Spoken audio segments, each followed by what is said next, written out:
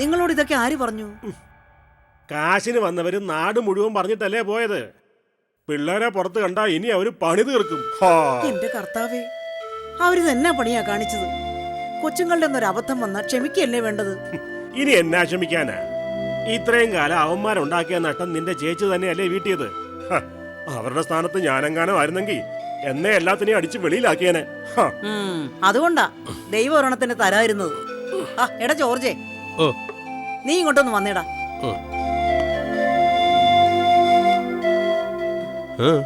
നീ പിള്ളേരെ ആരെങ്കിലും കണ്ട ഇങ്ങോട്ടൊന്ന് വരാൻ പറ.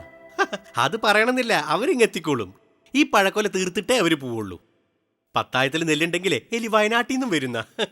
അതല്ലടാ, പിള്ളേരെന്തോ വിഷമത്തിൽ പെട്ടിരിക്കുക. എനിക്ക് അവരെ ഒന്ന് കാണണം. കണ്ടിട്ട് എന്നാത്തിനാ? കടം നീ വിട്ടാൻ പോവാന്നോ? മേരി, ഞാൻ പറയുന്നതോടൊന്നും തോന്നരുത്. ആ പിള്ളേരെ ഇങ്ങനെ വഷളാക്കിയതിൽ നിനക്കും ചെറിയൊരു പങ്കുണ്ട്. അതെ അതെ. നീ ഒപ്പം മൂളണ്ട, പോടുന്നു. ഞാൻ പോവാം. കടം വീട്ടി മടുക്കുമ്പോ ഒരു ദിവസം ടീച്ചർ എല്ലാരും കൂടി വിഷം കൊടുത്ത് അങ്ങ് കൊല്ലും. കാണാൻ നല്ല രസമായിരിക്കും.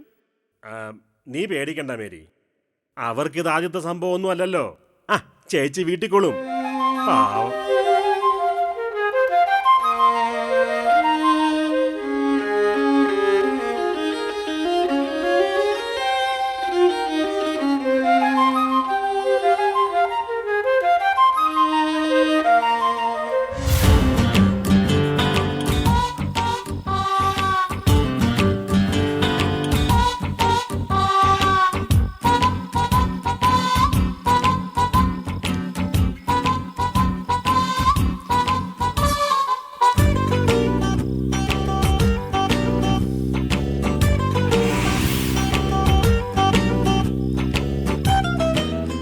അമ്മ ഇത് എവിടെ പോയി കിടക്കുക?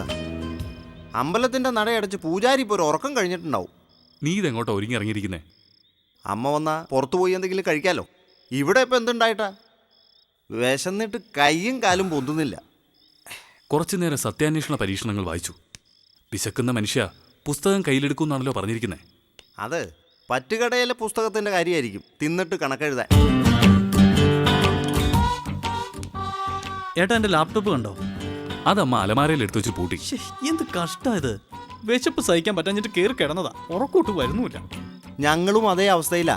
അല്ല, ഭീമേട്ടൻ എവിടെ? കുറച്ചു മുമ്പ് അടുക്കളയുടെ പിന്നമ്പുറത്ത് കാടിവെള്ളത്തിൽ കൈയിട്ട് നിൽക്കുന്നുണ്ടോ? അമ്മ വരുമ്പോ ഭക്ഷണം കൊണ്ടുവരുമായിരിക്കും.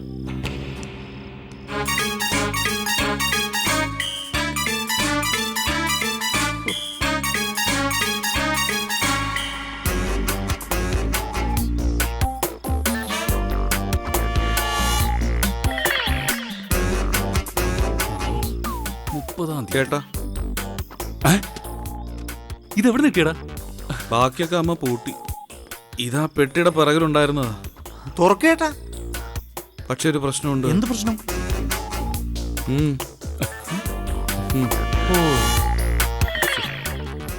64 എണ്ണം അമ്മ എണ്ണി വെച്ച് പോയിരിക്കുക. എടുത്തത് നിങ്ങളാരെങ്കിലും ആണെന്ന് പറയുകയാണെങ്കിൽ ഞാനത് തുറക്കാം.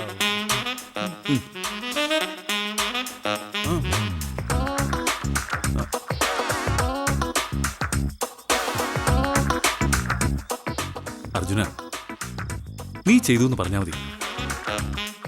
ഞാൻ കള്ളത്തരം ചെയ്തു എന്ന് പറഞ്ഞാൽ അമ്മ വിശ്വസിക്കില്ല.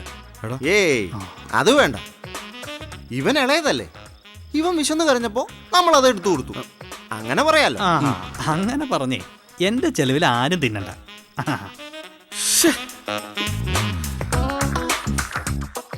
വേണ്ടെങ്കിൽ വേണ്ട. എല്ലാരും വെള്ളം ഇറക്കി ഇരുന്നു.